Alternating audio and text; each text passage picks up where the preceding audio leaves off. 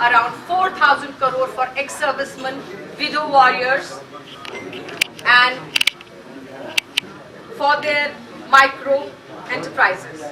Khadi Village Industry to impart EDP training to aspirant of first generation entrepreneurs. Over the last 3 years, entrepreneurship development training program has been imparted to 15,748 persons. Khadi Village Industry Board is actively involved in the revival of traditional activities like beekeeping. Beekeeping, our Honorable Prime Minister is focusing, it is his honey mission, and we have to some extent tried to achieve his target.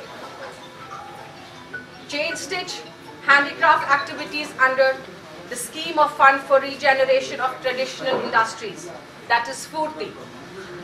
8 Sphoorti clusters with a project cost of 20 crore at various stages of implementation, directly or indirectly associated with these clusters. Establishment of these clusters will